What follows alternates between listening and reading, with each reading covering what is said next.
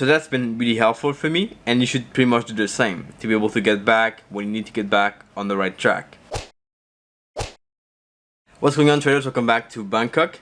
Today I want to share with you simple steps on how I personally handle drawdowns. And I'm a really strong believer in the fact that you cannot just keep trading and do the same thing you've done before the drawdown, because there are things that you have to resolve sometimes.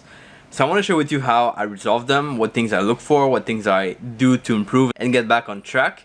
Those are really important, I feel, and they're the same all the time. So step number one is, even before the drawdown, you gotta understand what are your motivating sources. What people out there, or people you know, tend to motivate you to work harder, to push things through, and to get back on track. Who are the people that maybe in trading, like the trading coaches, help you get back on track and help you work toward your goals? Who are the people that have the advice that you kind of need? Some people, for me, whenever I watch their videos, they kind of bring me back on track. They're kind of helping me and they're suggesting things that seem to always click with me and make me improve.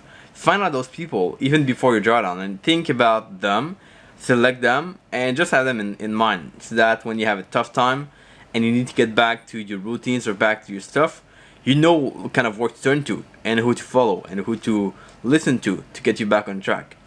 So that's important to do first, to know who's motivating you, who's pushing you to work harder, and then we can start to think about in the drawdown, what happens inside the drawdown, and how to get back on track.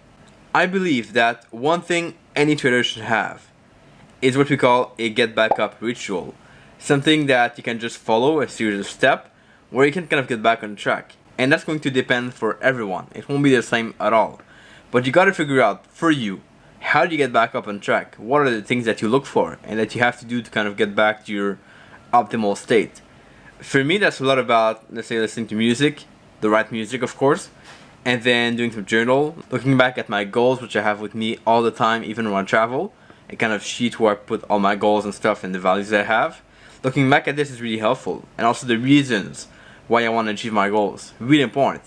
And so whenever you have a tough time, make sure that you put on your cell phone or something you have always with you, how do you get back up on track? What is your get back up ritual? And you might want to put a series of steps there, have this on your phone so that you can look at it when you need to, and get back on track pretty fast. So that's been really helpful for me, and you should pretty much do the same to be able to get back when you need to get back on the right track. So that when you have a drawdown, or just like a place where you don't feel like you want to perform, or you are not top notch, then go through this and you're getting it back pretty fast on track. Now the third thing is, when the drawdown hits and you're really in there, like you know it's a drawdown, maybe it's more than usual, maybe it's less than usual, but you still feel like you have a bunch of losses. You gotta understand who's working right in this, who's doing the right thing. Is it you or is it the market? And most of the time we think that we are doing the right thing because we want to be smart and good, but most of the time I found that usually the market is fine and we are not fine. We need to work on ourselves, but you really have to make a difference. So go back, look at your trades, who's performing right and who's performing wrong. Is it the market or yourself? And you pick the one person. If it's the market, usually you can just kind of keep trading and keep doing the same thing you've done, or you might want to stop trading if it's really bad and you're not sure about how it's going to recover in the market. If it's you who's not right, then you got to think about what you have to do yourself to work and become better. And that's where step 4 comes into play, which is making like a plan of action of how you will work on yourself to improve and to fix the issue you have right now. Is it because maybe you're not too patient, or you take too many trades early, or you take your trades too late, or different things, and you figure out which one it is exactly based on who's wrong and who's right now in the drawdown, and then you work on finding out the action you gotta take, how to solve your problems. And that's where having a group of people you surround yourself with could be helpful. And the Desire Trade Academy, you can check out to get my help. But just doing that's gonna make you back up pretty fast. And step 5 finally is, if you really feel like you're lost and you don't know what to do, then you might consider to stop trading for some time. Just give yourself a little bit of time off the market to kind of reflect and look back at when the market gets back to normal, and then you can go back and trade the market. Like, don't force yourself to trade, but it's a good idea, I think, to not stop trading from the first day in the drawdown, just because you don't know what's gonna happen and how long it's gonna last.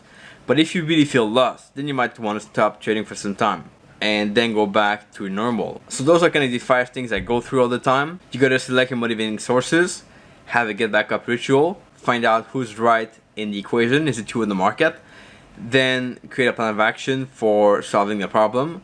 And if all things fail, stop trading for some time and get back to the market when it's going to be back to normal.